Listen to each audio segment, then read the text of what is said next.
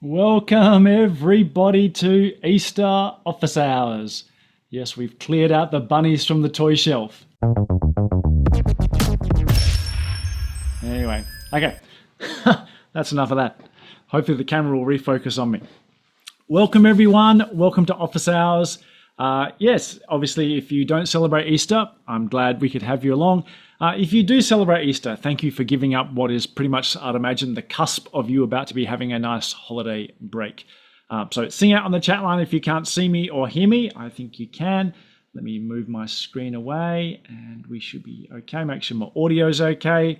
Can someone throw something on the chat just to make sure that the chat is working and it's all permission? He sits there and he waits. No one's listening. No one cares. Oh, there we go. Everything's okay. Thanks, Judith. No worries.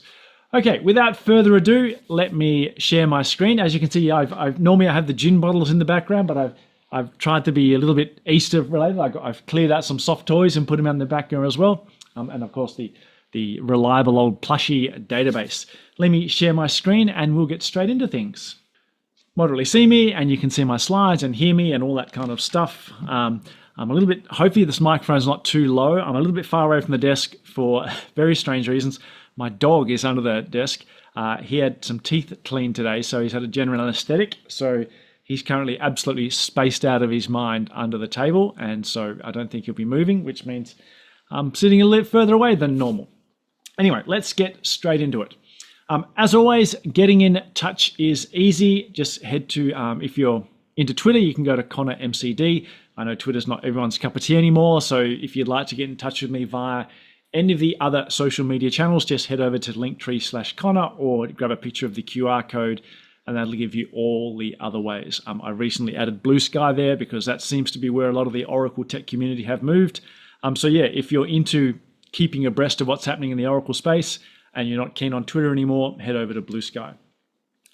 For those that are new on office hours, you'll see the slide content a little bit strange, often at the side or the left or down below. This is designed such that when we turn this into a YouTube video, you won't lose any of the content when we stick the webcam somewhere on top of the screen. So hopefully it keeps it nice and easy to watch later. As always, I like to start with some bits and pieces about as to what's happening in the Oracle space and also what's happening especially in the user groups around the world because, well, I'm not sure if we have what we call a conference season, but certainly we're getting into that part of the year where normally May, June, July, there's a bit of a burst of activity and then there's a bit of a lull around Cloud World because obviously it's just about Cloud World and then we have a big burst at the end of the year. So there's a few things to talk about. Number one, I hope everyone's had a chance to play the stupid AI games like I have. I typed in a bit of a profile about myself that I grabbed in LinkedIn, typed in some of my interests, and you've probably seen these Mattel toys going around all over the place. Not that I'm a huge fan of silly games like AI lists, but yeah, if you're into AI, have some fun. Google, ChatGPT, AI games, Mattel toys, and you can also build your very own fictitious Mattel version of yourself. It's got the haircut about right, it's got the nose about right, and certainly has the gin, coffee, and laptop pretty much right. So, don't know about the jeans though, but anyway, either way, have some fun and games with Silly McCain. Back to user groups. What's coming up? We've just finished one, we're just coming up in May 1st and May 6th. I think this is the very last two Cloud World Tour events. There might be a couple stragglers after that, I'm not sure, but Miami and New York City. New York City is going to be a really good one because as well as the Cloud World event actually on the day, on the following day, we've decided to dedicate a whole day to database content. Some of the feedback we've had from some of the Cloud Worlds is, yeah, they're awesome, but I would have liked to dig deeper into the database side of things. So at New York City, if you can get to Cloud World on May the 6th, then on May the 7th as well, we've got a dedicated day of goodies related to database for you. Things coming up for me in the first week of June or second week of June, I'll be at the Ascend conference in Orlando, first time in Orlando. So if you're in that neck of the woods, please come along and say hello. I'm aiming more to do a couple of more soft skills talks at that conference because it's not necessarily a database tech conference. So I'm doing a talk there more about public speaking and an introduction to how AI works. A couple other things. Next after that will be Kscope. That's the week after. That'll be really, really good. That's probably the premier database development seminar conference around the world.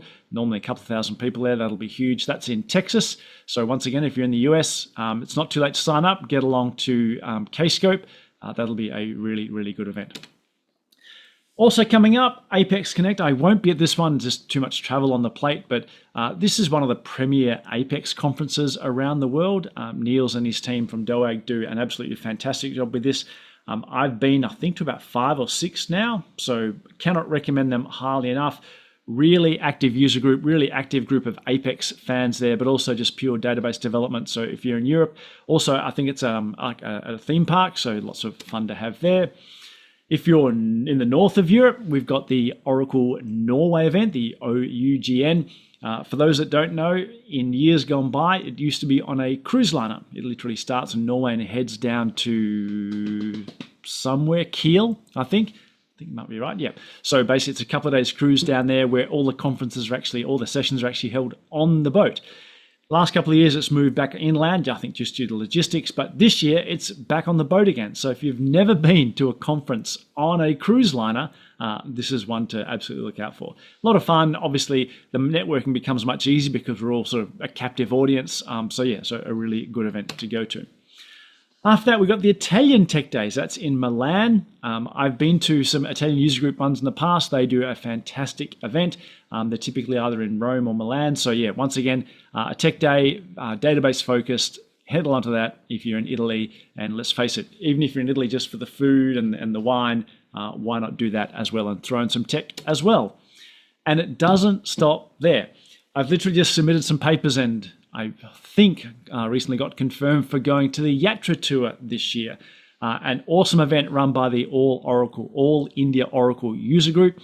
So you head along to there. If you're anywhere in India on this call today, then yeah, but I'd love to see you face to face at one of these cities coming up in July. We've got Bangalore, Hyderabad, Pune, Mumbai, Delhi, which is Gurugram or near enough, and Chennai. So yeah, so all over India we'll be going, run by the Oracle user group. There was a number of Oracle people there, plus some ACE directors as well. So that'll be a fantastic event. If you want to see what it's like, if you go to that website but replace the 2025 with the 24, I think, or just Google for India user group Yatra 24, the agendas for last year are still up. So you can see all the kind of content you will get in this year. So lots of cool things there. And we got a few call for papers floating around. So the EMEA tour, I was fortunate enough to go on the EMEA tour last year. Fantastic event. All the user groups run this really, really well. So yeah, so at the end of October, the call for papers, I think, has a couple more weeks to run. So if you're in Europe, get along, submit a paper to be involved in one or more of those. The HROUG is having its 30th anniversary this year. Unfortunately, I think it's very close to CloudWorld, so I haven't submitted because I don't think I'll be able to go. But if you're anywhere in Croatia, then yeah, it's a fantastic event. Lodge your papers. I think the call paper's only got about a week or so to go. So log a paper for that one, and hopefully you can get along as a speaker, or if not, as a delegate. Whew, man, there's a lot on, which is good. That's a good thing there's a lot on. Oh, the chat line is alive. Hold on. Don't forget Croatia. I just mentioned Croatia. Did I miss that chat a while ago? Anyway, Croatia has been now covered. And as I always say, support your local user groups. Next month, I'll have a plug out there for the Australian User Group Conference, which is coming up later in the year. So I would love to have anyone on the call come out to Australia. If you come to Perth, I'll show you around, or we'll do something. But yeah, so, global event. Back on the product side of things, oops. There you go. A couple of new things literally just in the last week. If you've been playing with what we call SQL Developer Next, or the SQL Developer extension for VS Code, version 25.1 has just come out. You don't really have to do anything. Basically, you fire up VS Code and it'll simply say, oh, there's an update available. Do you want to install it? And you click yes, and the job is done. But one of the nice things that's coming out now is connection folders. People have been asking that for a long time. So that's now available in the news, plus some other goodies as well. So yeah, so version 21 of that, 25.1 is out of that. Speaking of 25.1, SQL 25.1 has also just come out. So once again, it's the world's most trivial upgrade. Download the zip, unzip the zip, and you're done. So very simple. The amount of people that often come to me and say, oh, we're on SQL Developer 23 or on SQL CL 22, etc. I'm going, what is going on? It's not like it's a complicated install. unzip it somewhere new. If it doesn't work, simply go back to the old one. There's no excuses not to stay current on these tools. And finally, also ORDS has, I think just yesterday or today even, ORDS 25.1 has come up. A few new features in there, but mainly a patching release as well. So any various things like miscellaneous wrong error codes and stuff that have been coming out have all been sorted out. So yeah, once again, a very robust version. So lots of conferences on, lots of new cool toys out there. So it's a good time to be an Oracle professional. Okay, what are we going to talk about tonight? Let's have a look. We've got a few things. We've got the sequences of messages in advanced queuing. We've got the cost of moving a lob, a large object. Some talks about extent sizing and how it's evolved over the years. Understanding the components of autotrace. The best way to add hash partitions to a table. A problem where someone's using the query block name hint or query block naming and those names are disappearing. And finally, an interesting one, the last one is more of a philosophical discussion about booleans versus expressions in SQL. So that's all the things we're going to talk about. As always, feel free to bounce around on the chat. I'll do my best to try to keep an eye on it. My apologies if from time to time you go, hey, I asked that question 5 seconds ago or 5 minutes ago, but I do my best and we'll see how we go. I'm already struggling. Dear me, I'm in holiday mode.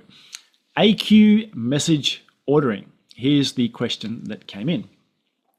The docs say we can use the first message option to ensure we dequeue our AQ messages in order in the way they were enqueued. They also say we lose that facility if we use the condition clause. My question is, this is the question from the customer, will the ordering be preserved within the condition? So let me give you a bit of background. I had a bit of back and forth with this customer, so a little bit of background as to where this came from.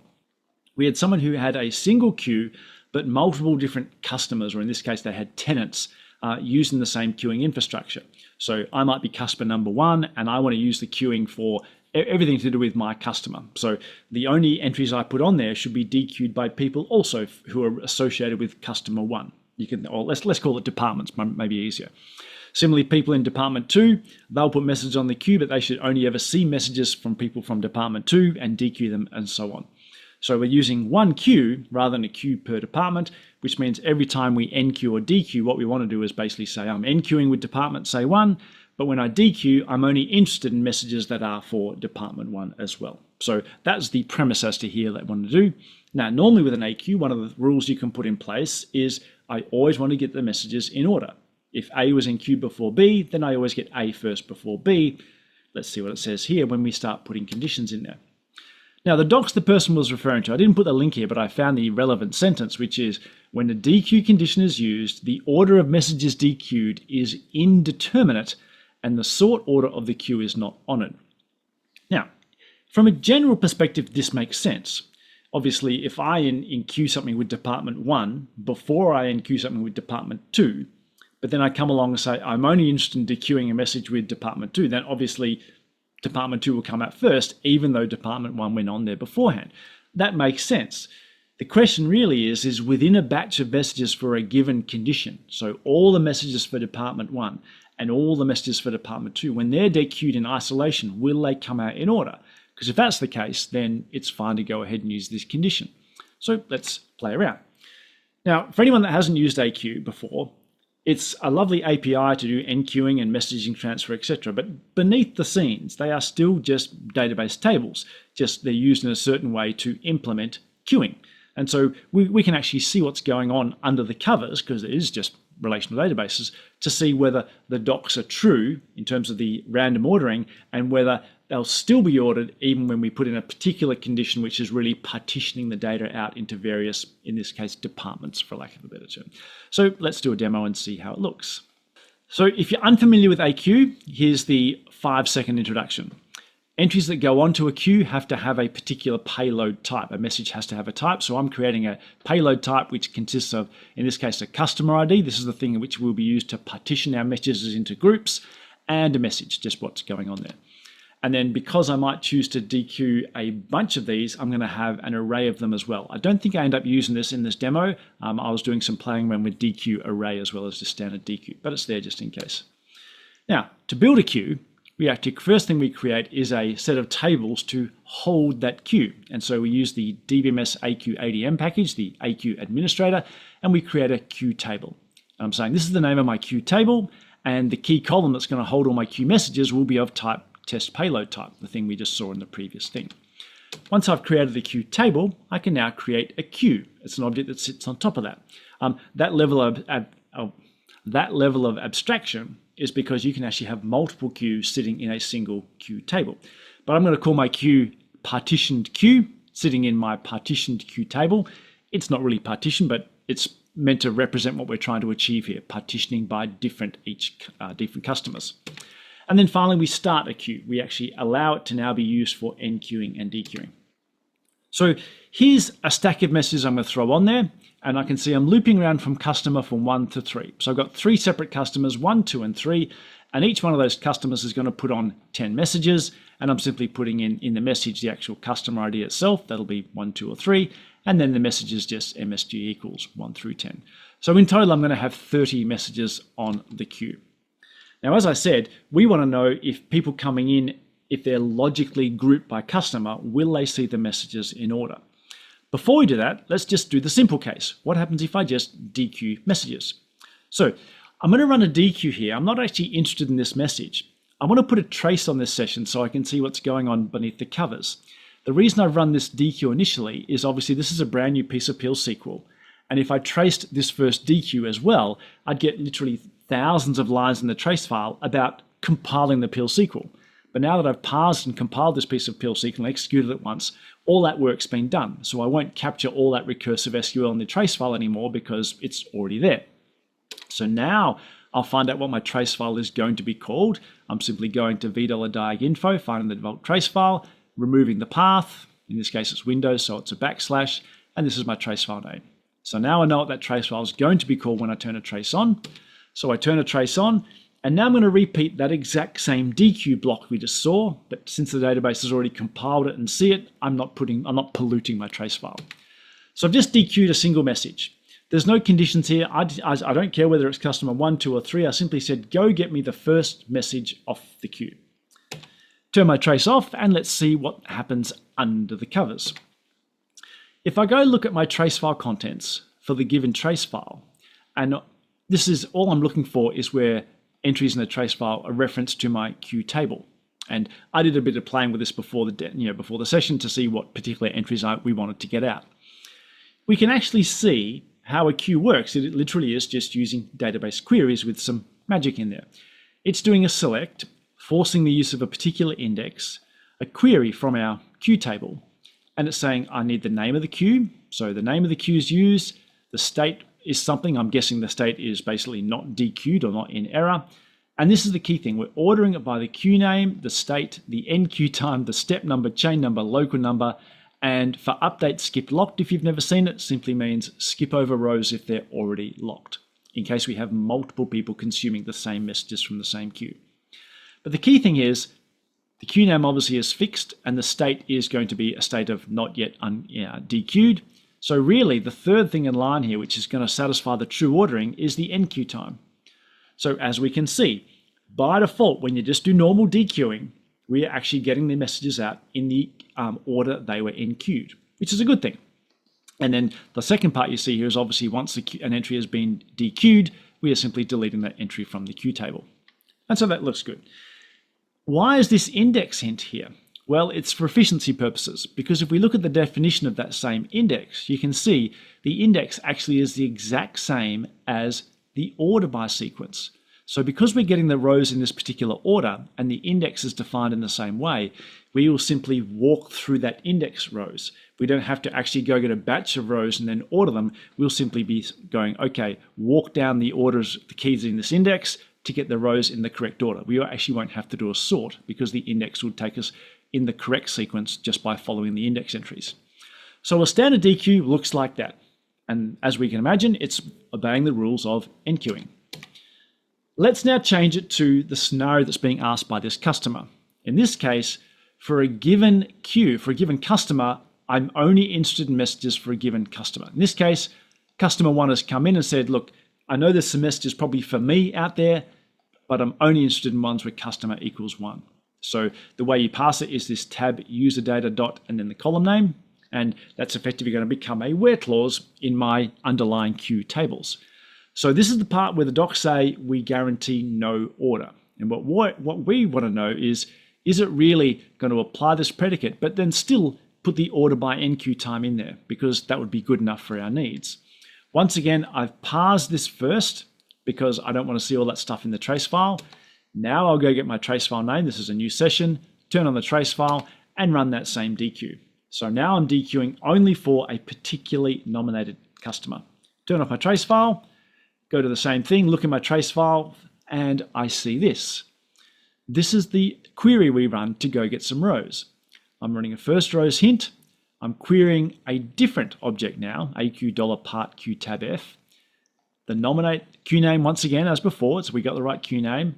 State most presumably is not yet dequeued. We have a queue ID unknown, and then the condition. But what's missing here? Nothing in terms of sorting, nothing in terms of the order ID, the enqueue time, etc. Right? So once again, there's no order by clause, and as we know, the order of a set of results is never determined unless there is an order by clause. So this is actually true to the docs. The docs are saying it might come out in order, it might not. So let's have a look at what else goes on.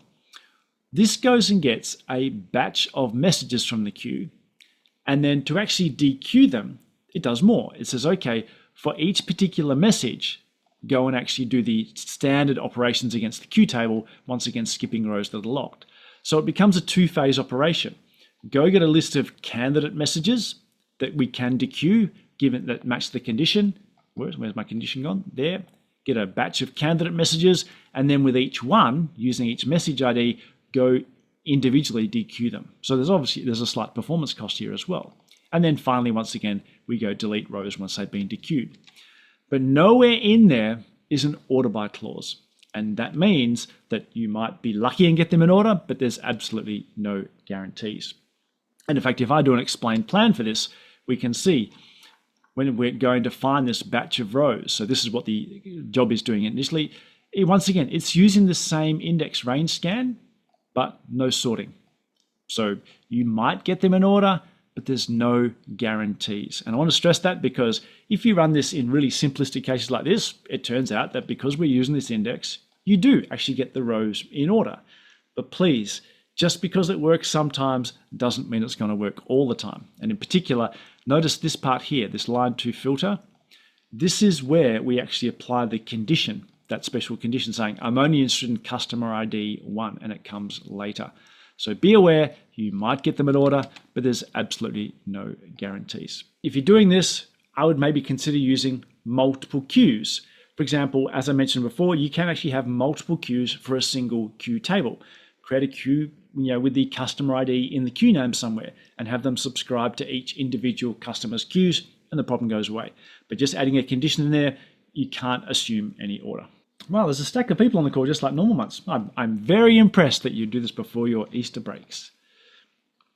Number 2, how are we going for time? Badly, or oh man, it's going to be a bad night. The cost of moving a lob. Here's the question that came in. I need to move a large table with a huge amount of lobs to a new table space. How can I tell how much temp and undo it will consume? Before we talk about temp and undo, I just want to sort of share a mantra I have when it comes to doing database maintenance, either moving tables, recreate indexes, etc. One of the things that I always say is never let these things fail. Now, that's not always possible.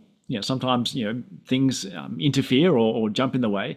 But I'm always amazed at the amount of times that we see operations where someone's like, I was moving something for 12 hours and then it fell because it ran out of tablespace size, or we ran out of data file size, etc.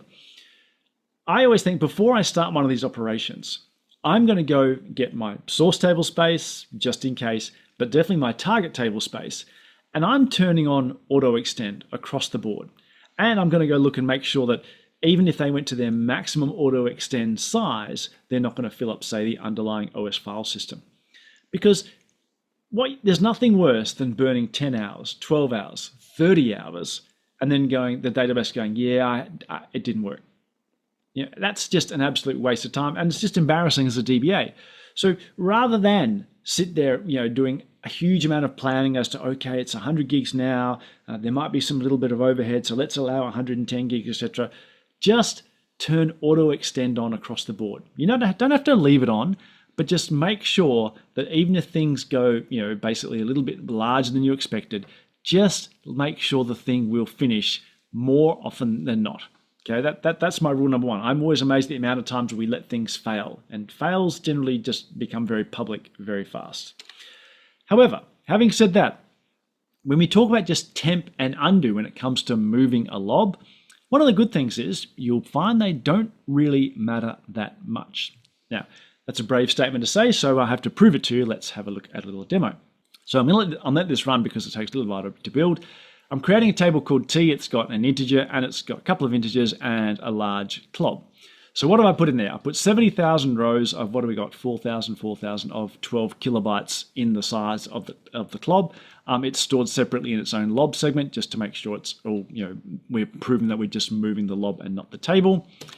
If I have a look at it, the table itself is simply, 5 megabytes, but the lob is best part of, almost 2 gigabytes. So it's for a laptop, it's a good sized chunk of stuff. So we're going to move 2 gigabytes around. As I said, I've got plenty of free space here. It's not going to fall over. But what I don't know is how much temp and undo is going to burn when I do this move. So how can I monitor this while I do the move? Well, I'm going to show you a little thing here called a little utility I called probe undo. So I'll show you it, and we'll talk about it, and then we'll use it in this demo. So this is my probe undo function. It simply creates a little function, and it's a pipeline function. We'll see why in a second. And I'm just going to go, okay, for any given transaction that's currently active, how many undo blocks have I used? And I'll times it by that to get a number of bytes. And I'll go look at also my $V temp seg usage. If you're an old school DBA like me, you probably remember it was called $V sort usage. That name has been deprecated. So $V temp seg usage does the same thing. And we get all the temp space that's been used. And that's up here. Same thing, times it by 8192 because that's my block size. So I'll go calculate that, and I'll simply pipe it out. It's a pipeline function. And I'm doing this endlessly. And I'm simply going to, every 0.5 of a second, keep doing it. The good thing with a pipeline function is I can query it like a SQL statement. And all I have to do is do set array size 1 and query it. And so when I run this, it'll simply run this query up here and spit out the current value. Wait half a second and run it again. Wait half a second, run again. It gives me like a top command, real-time output of what's going on in terms of my temp and undo usage. And the last thing here is it says, if any session has the word stop in client info in $V session, then the thing will exit. So it's a nice, easy way of monitoring what's going on in another session. So at that point, it's going to say, yep, go to session 2 and start probe undo. So here's another session. And you can see it's off and running. It's just showing me the sys date here, the current time. And so far, there's no undo going on my system, and there's no temp going on in my system. If I start doing this big move, I'm moving 2 gigabytes. Remember, 2 gigabytes. So far, I've burnt, 80K, 90K, 100K of transaction, no temp seg at all. It's burning, it's burning. I'm moving 2 gig. It's working, and it's done. And it's finished. Now, I can actually go here and do this. This will stop my probe undo from continuing on. It's finished. So let's have a quick scroll back.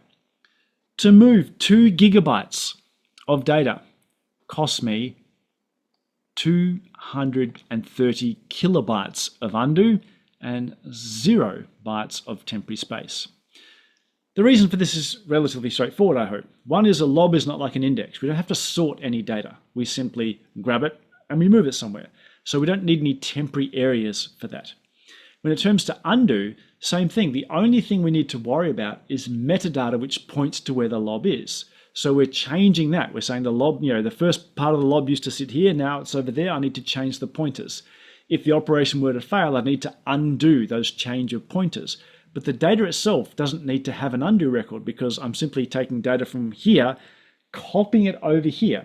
And when this copy has completely succeeded, I can simply abandon this. I don't even need to mark it as deleted. It just becomes free space. If the operation failed, I haven't thrown this data away yet. And so there's nothing to undo. It's not a large transaction as such. So one of the cool things is it literally costs you nothing to move a large lob besides temporarily having a space for the old lob and the new lob. So it's not going to cost you anything. So that's the answer to that question. What if, for example, though, my table had, say, indexes on it? Right, so I've got a couple of indexes now. Now they obviously have slightly different semantics. So let's start my probe undo again. In here, oops, that's a little bit low, isn't it? There we go. Start it again. Now, and I'm going to run this alter table move, and this is really to demonstrate something else, which is when you do alter table move lob, do you know what you're not doing? You're not touching the table. Even though it looks like an alter table move, and then, oh, by the way, this is what I want you to do with a lob, it's not treated like that. This is alter table move just the lob. You can see the figures came out pretty much the same, 230K. It's literally identical. And we stop our probe. And to prove to you that it's quite different is if I just do an alter table move, it's instantaneous. Because that didn't move the lob, that simply moved the 5 megabytes of the table. So that I put this last bit in here just a bit of a gotcha. Alter table move lob is not move the entire table. And by the way, this is what I want you to do with the lob. Alter table move lob is just move the lob. Extent sizing in the database. Now I need to move my mouse slightly and you'll, yeah, okay. Okay, this is the question that came in. Oracle provides the DBAs the ability to size extents for segments.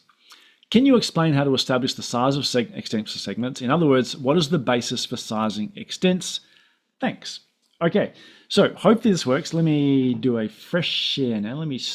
That is my little notebook here. I bought myself some new whiteboard markers. We're going to draw some stuff. Okay, hold on a second. Let me make sure I can actually see what I'm drawing.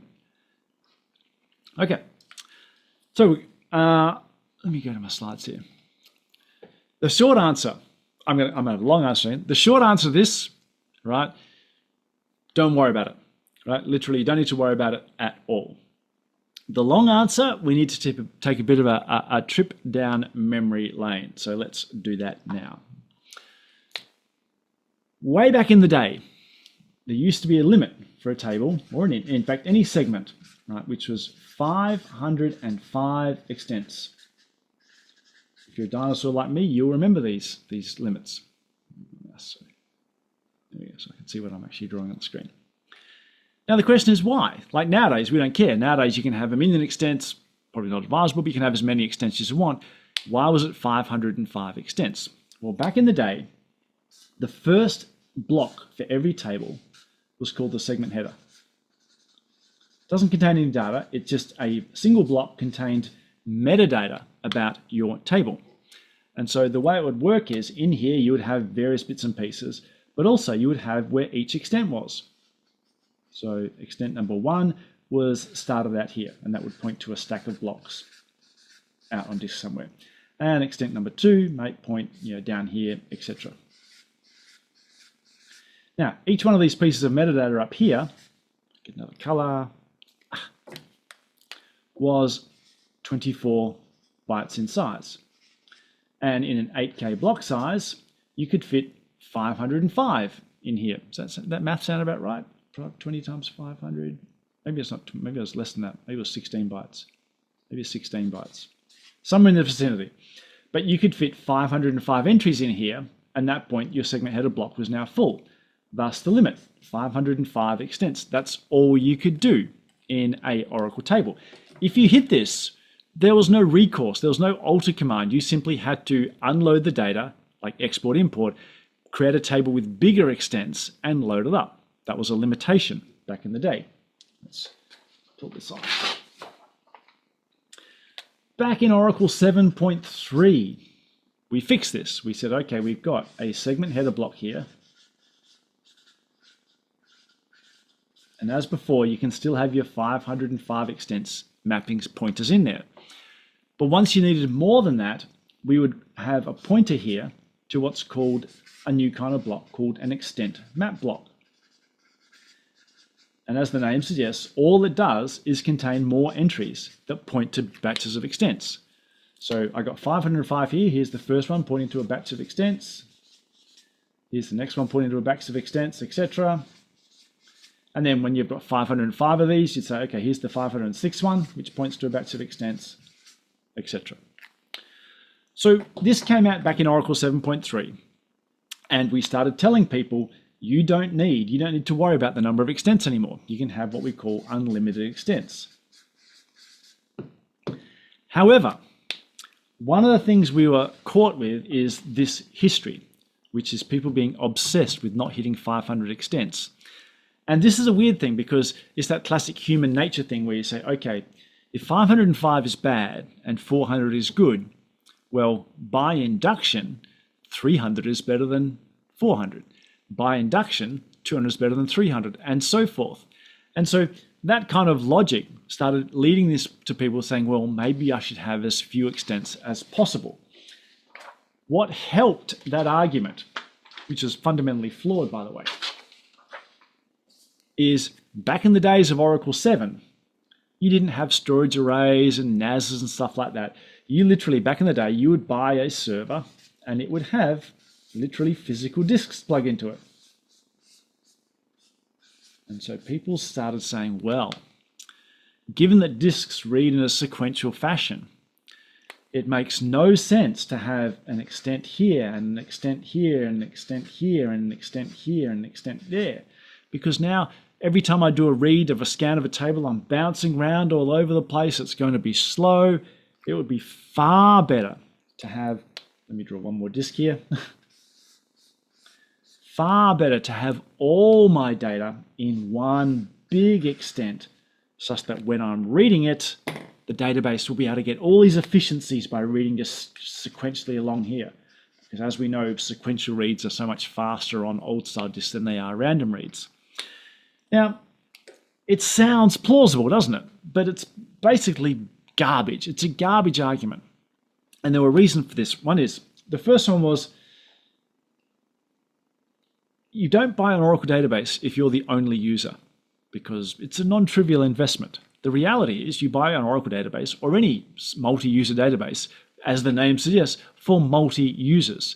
So the concept of you being able to get exclusive access to a disk head was nonsense from the very get-go, because you've got all sorts of users banging around here, even if you only have one disk, making those disk drive heads bounce around all the time. Multiple users makes that thing a myth to start with. The other thing that made it a bit of a myth was actually burnt inside the Oracle kernel was a thing called SSTIO max, the maximum amount of data you can read in one trip to the disks. And I think even to this day, it was back in the day, it's 1 megabyte in size. So if I have a 10 megabyte single extent, Oracle is going to read that with 10 calls to the operating system. Give me a megabyte, give me a megabyte, give me a megabyte, give me a megabyte, etc. So the concept of these single large contiguous extents was basically garbage. Now then, there was, however, a reason that you wanted to not have too many extents. And back in the Oracle 8.0 and below time frame, where did the database know where these extents were? A relational database needs to know where are the extents for a given table. And they were all stored basically in two tables in the data dictionary. The used extent table and the free extent table. The database needed to keep track of these because when someone said, oh, I need a new extent, we needed to make sure we allocated some space that wasn't already used by something else. So what would happen is as you created extents, they would be, an entry would go into here saying, yep, by the way, that, file 7 blocks 3 through 50 are in use.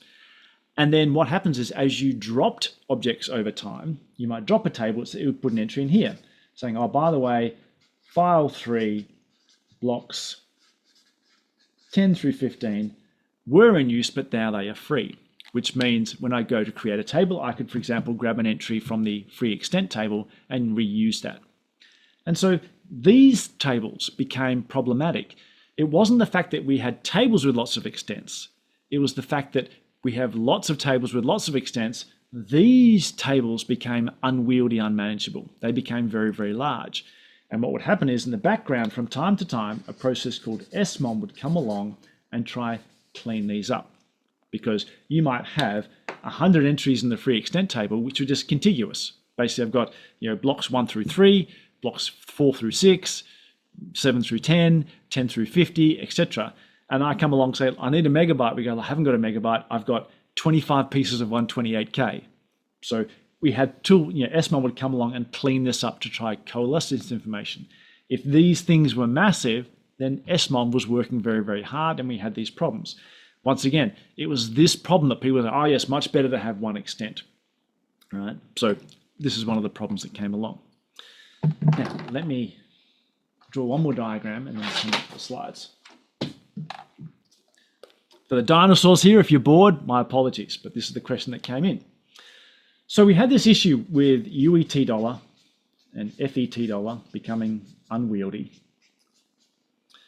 And so we came up with an idea. We said what we should do is, let's do away with these and let's have the files themselves. Here's a data file out in the disk.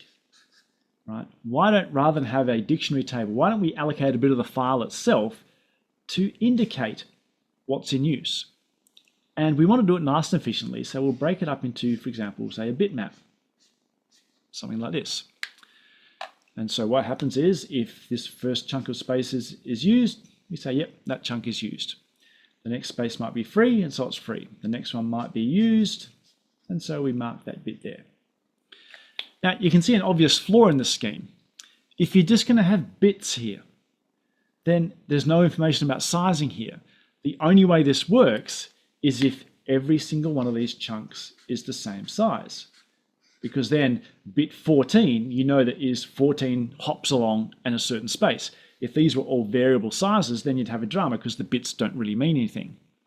And that's where we came. We came with a thing called locally managed tablespaces. Why are they locally managed? Because the information about what's used is stored in the file itself. It's locally managed, but one of the implications is the utilization of space in here must be uniform. Now, you might say, I want a 25 megabyte extent. Under the covers, we're going to give you, for example, say 25 single 1 megabyte chunks, because there is a basic unit of work that must be satisfied in order for this system to work. And that's what a locally managed tablespace is. Okay, so having done all that, let's go back to the slides. A long, long time ago, you may know the name Juan Loaiza. He's an executive vice president now inside Oracle. But yeah, back here, he's a techie at heart, and this is going back, I'm not sure, maybe 30 years now. They published a white paper. They said, please stop unloading your databases and trying to reload them in a single extent.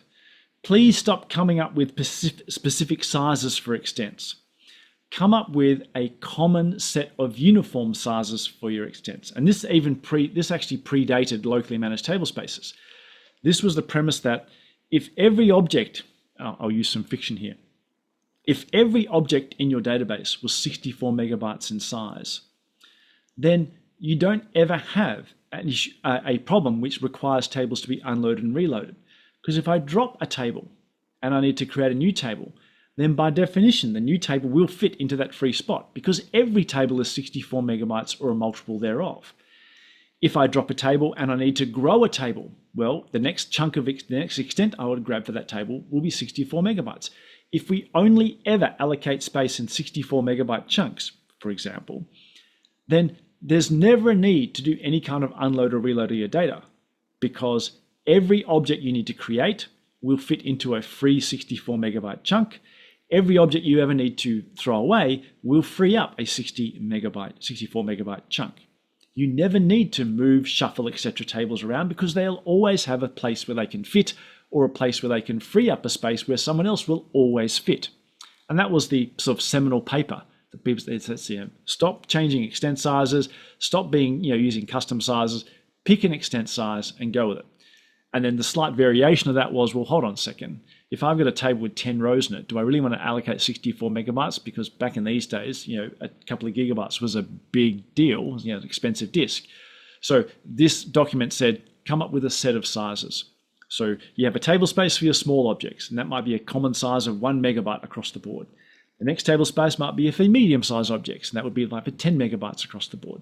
And then your third table space might be for massive objects, and that might be 128 megabytes, or maybe even a gigabyte across the board. But within a table space, the sizes are always the same. Oh, we've got chat popping up here. Someone said UET$, used extent table, FET$, free extent table. All right, cool. I should notice that any database you create nowadays will be locally managed across the board, and therefore those tables will either not exist or be empty because they are simply not managed, they're not used anymore, which is a good thing. But we can take this paper, and now effectively it's almost forced upon us when it comes to locally managed table spaces, in the future. Did I go here? Yeah. Nowadays, if you go create a table space and put some tables into it, right, it will be locally managed. And by default, we will use what's called an auto allocation mechanism. The auto allocation mechanism says, okay, we can assume that every piece of information in this table space is a multiple of 64K. When you create a table, your first extent will be 64K in size. When you fill that, your next one will be 64K in size. When you've filled 16 of them, we say, man, that table's growing a bit now. Your 17th extent will be a megabyte in size. Now, because of that commonality in bitmaps, down at the locally managed level, we actually went and grabbed 16 lots of 64. But effectively, you see it as a megabyte extent. But at the sort of binary level, it's once again, these bits are simply mapping out chunks of space. Once you've used, is it 32? Don't take this as gospel. Once you've used a bunch of 1 megabyte extents and the table's still growing, we jump up to 8 megabyte extents. Once you've used a bunch of those, we jump up to 64s, I think. And I think we continue onwards. I think you can get to, gigabyte after that. Obviously, you're starting to get into very large tables here. And so as a result, automatically, if you don't specify anything in terms of initial and next extent in your tables, automatically the database will sort of manage the extents for you. Now, what you might choose to do, and I put here automatic is probably fine, otherwise uniform. If I have a table, I'm thinking, I know this thing is going to be huge, absolutely massive. Well, it's maybe not worth that very small overhead of a whole bunch of 64K extents, a whole bunch of 1 megabyte extents, a whole bunch of 8 megabyte extents, etc. You can create your table space with a uniform size. You might say uniform 512 megabytes, uniform a gigabyte in size, and then every extent inside that table space will be allocated in that multiple. So what I'm really saying here, probably to summarize this whole discussion, is there's really only two kinds of table space you ever want to build. One is a table space where you've said automatic. You simply say locally managed segment space management auto, and the extent size is done for you. Or you say it's locally managed, which is also the default, and you say uniform size, 100 megabytes, 200 megabytes, etc. And then for every single object in your database, you do not specify storage clause. Don't specify initial, don't specify next. Leave it to the table space to do the management, and you'll be absolutely fine. So hopefully that will make sense. Hopefully the little trip down memory lane was entertaining for some of you, but you can see where we've ended up in this sort of scenario. If you ever want that done to the nth degree, the whole history of how we arrived in this process, I'd be happy to do it. But yeah, you can see that's very quickly how we got to. The bottom line is no more initial and next on your tables, and I think you'll be in a good place. Okay, how'd that time? 10 minutes left? No. Did I meander on too long in that one? I think I might have. Okay, I got too carried away with nostalgia. Anyway, autotrace. Maybe we'll get this one covered. Here's the question that came in. I've been trying to learn how to interpret the results of autotrace through SQL Plus. Would you be able to explain how each metric is calculated? The how is easy, but I thought probably more interesting, we'll go through what what they mean and what to look for, and how you can use them to actually improve the performance of your database. If you've never seen autotrace, that would strike me as very odd, but if you've never seen it, here's the very quick primer.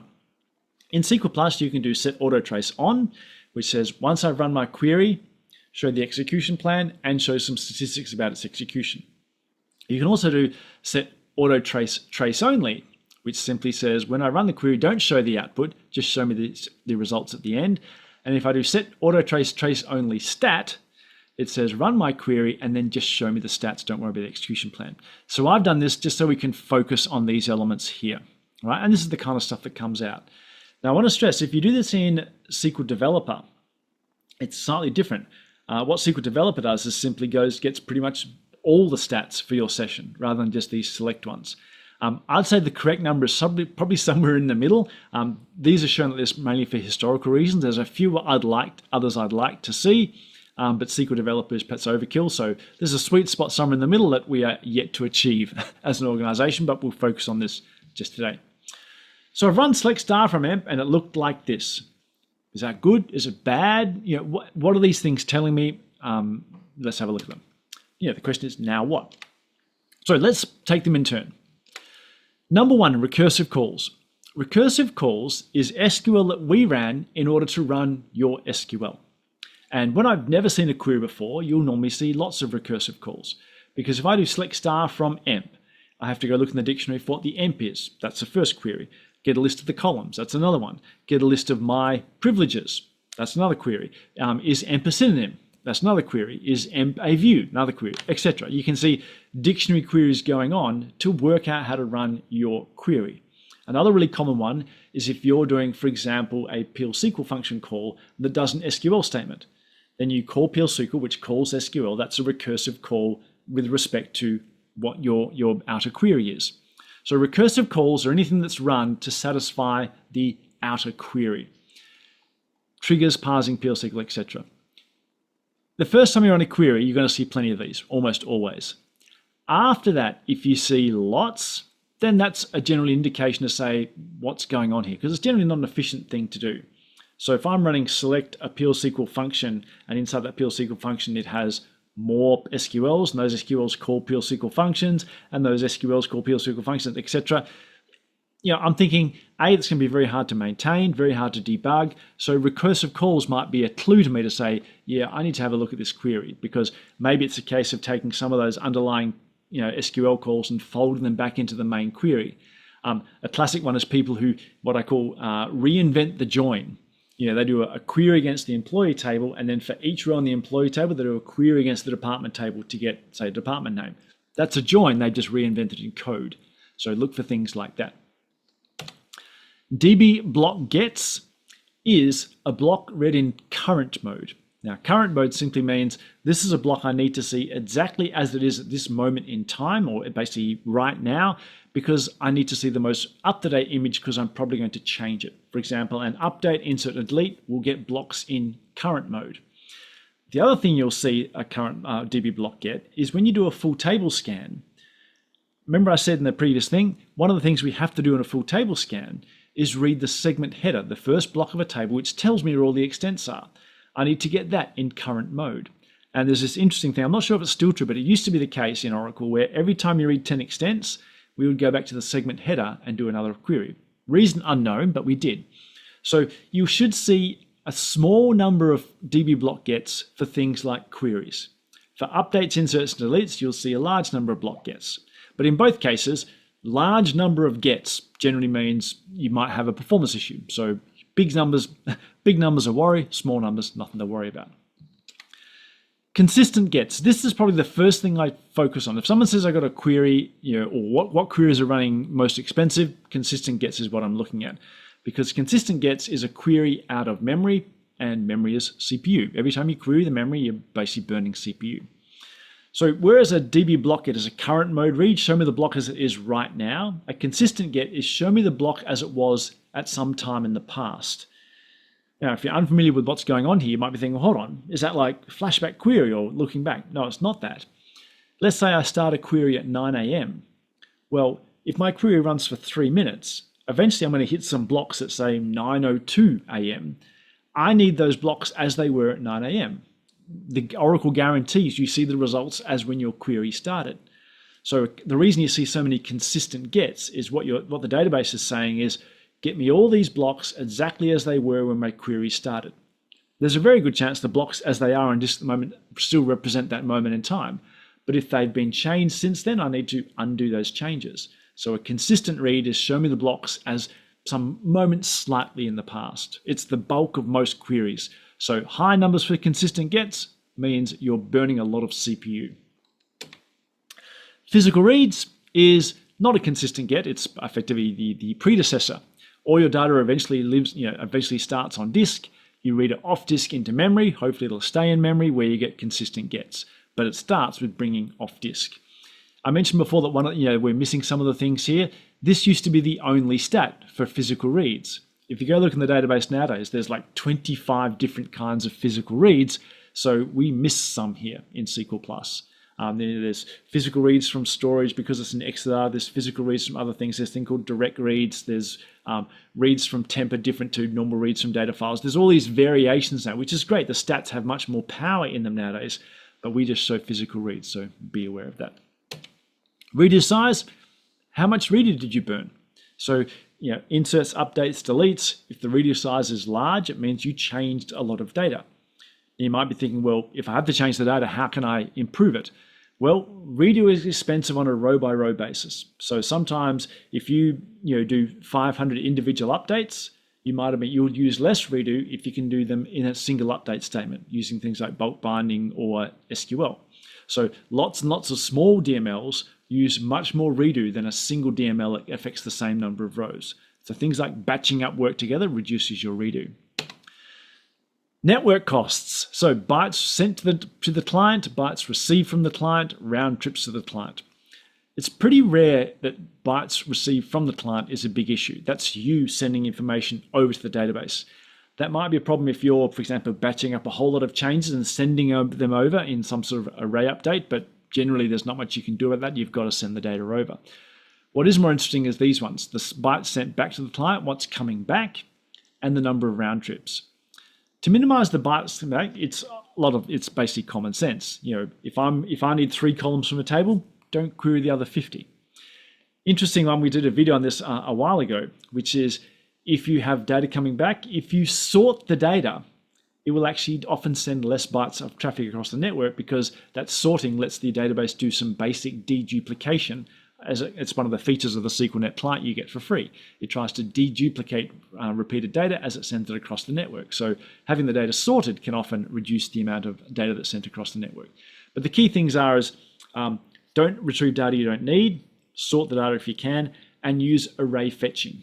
In the same way that lots of individual small DMLs burn more redo, lots of individual queries, basically are less efficient than getting bunches of data all at once. And the other way you can tell if that's happening is this other one, which is round trips from the client. If I need to get 1,000 rows, the most efficient way is to reach out to the database and bring back 1,000 rows, rather than bring back 1 row, 2 row, 3 row, up to 1,000. That's a lot of back and forth. If you've got a bad network, you'll see this pretty obviously. How am I going for time? Nearly done. Okay, sorting as you'd expect. Sorts, the database will try to do them in memory. And if it can't do them in memory, then it'll start using to disk. Generally, this is a DBA kind of thing. Basically, it depends on your PG aggregate target and obviously how much has been allocated to you. The ideal is that we always sort in memory, but obviously that's not entirely feasible. When it comes to sorts on disk, once again, this is one of those stats that I wish we had more granularity on because there is more granularity inside the database. SQL Plus will simply tell you, yep, you had some sorts to disk. If you see a lot of sorts to disk and you think that's slowing down your queries, head over to VLOL SQL Work Area Histogram because that gives you a bit more granular. That'll tell you whether sorts were done in memory. Cool. Sorts were done in one pass. What one pass is, I'm sorting a bunch of data. From time to time, I had to dump that data to disk, and then I brought it back at the final stage to finish the sort. That's a one pass. From time to time, I had to put it to disk and read it back off disk to present. A multi-pass is when your sort is so big that we dump some data to disk, and then before I could bring back that data off disk in the final sort result, I had to read it back, do some more work, and then dump it back to disk again. And then I had 2 more bits of disk. I bring those back into memory, sort them, and dump them back to the disk again. That's a multi-pass sort where we're basically getting stuff off disk, putting it back onto disk again before we can eventually give it back to you in a sorted fashion. When you start seeing that, that means you're actually in a sorting catastrophe there. And the final one is rows processed. As you can imagine, for a query, that's how many rows came back to you. For things like DML, it's how many rows were actually changed, how many rows were updated, deleted, etc. Now, this might think, well, nothing I can do about that. This is one of the most common culprits, updates with subqueries.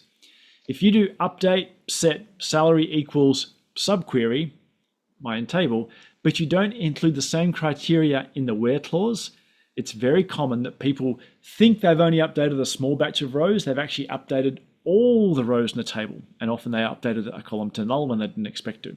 So updates with subqueries are the most common one I see, where people have updated every single row in the table, but they haven't been aware of it because in most cases they've simply updated the column to its existing value. But the database doesn't know that, and so you get these number of rows as well. So I hope that explains how autotrace works. What is autotrace? Fresh with this word. It's just something you can use in SQL Plus. And so much. Thank you for putting the doc reference there. That's awesome. Even though it's a document reference from Oracle version 9, surely we can do better than that. But yeah, I should have put a doc reference in there. And just to finally answer the last question is, how does Oracle do this? How does it work? Well, in SQL Plus, even though it looks like you've got one session, when you do set autotrace on, we can actually, under the same process, fire up a second session. That session goes and queries this session level statistics to get the data. Because if I did it in its own session, it would actually be biasing the results. I would be running queries, which then consume stats to actually see the results. Same reason I do my probe undo from a second session, because I don't want to be manipulating the results. And on that note, I need to call it quits. We had a number of other topics to cover, but I think we've used up our whole hour. Happy Easter, everyone. Whoa, ho, ho. And a little joke there about things getting eaten. Let me stop my share. So a very sincere thank you for what is clearly pretty much coming into holiday time for many of you on the call. So whether you celebrate Easter or not, if you're having any kind of time off in this trip, please have a safe and happy and prosperous time with your family. I'll be back next month with office hours, but obviously we've got an Easter break. But yeah, as always, thank you for your time. If you have any other questions and stuff, you can always hit me up on Twitter. 2 of these questions were Rob's questions tonight that I forgot about last month. So Rob, I hope that explains everything for you. I hope I spent enough time on it. And for everyone else, thank you very much for your time. And we'll see you again soon on Office Hours. Bye for now, everybody.